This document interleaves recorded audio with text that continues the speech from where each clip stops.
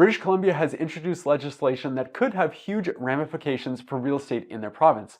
Is it a good thing or a bad thing? Keep watching, learn more, and you be the judge. Starting January 1st, 2023, BC will introduce a cooling off period for home buyer protection. This is a mandatory 3-day window where a buyer takes that time to conduct due diligence for a home that they've purchased without any conditions in the agreement. This new rule has come into effect after years of a strong seller's market where buyers continuously felt like they needed to submit offers on homes that offered little protection for themselves, such as a financing or a home inspection condition. This 3-day protection period is specifically for agreements that don't include conditions. Buyers are still able to write offers that would include any type of condition that they would like, with conditional periods that can exceed the 3-day cooling off time.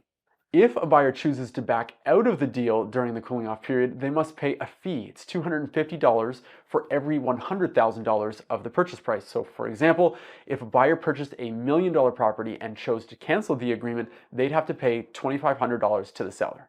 That $2,500 would be removed from the deposit. Buyers are still obligated to submit a deposit in a timely fashion after reaching an agreement with the seller, unless otherwise stated in the terms of the deal.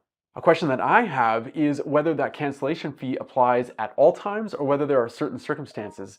Prior to this new rule, a conditional agreement could be in place and a buyer would have the right to back out of the deal without penalty, provided that the terms of their condition were truly not met. Would that buyer have to pay that fee even if they're exercising their rights of a condition included in the original agreement? Would a buyer be able to cancel the agreement without any reason given, provided that they pay the fee, or must some legitimate reason be given, such as finding a crack in the foundation or financing falling through? If the BC market is anything like most of the Ontario market at the moment, this cooling off period likely isn't needed. Buying activity has slowed considerably, buying pressure has been greatly reduced, and buyers are able to submit conditional offers fairly regularly. In my opinion, this legislation is at least 2 years late, but it likely would have been helpful for buyers as much as 6 or 7 years ago. So what do you think? Is this new cooling off period a good thing or a bad thing? And do you think it could make its way to Ontario? And would you want it to come to this province? I'd love to hear your thoughts in the comments. I'm Jamie Harnish, Toronto Real Estate Navigator with Bosley Real Estate. I want to thank you so much for your time. I appreciate you watching.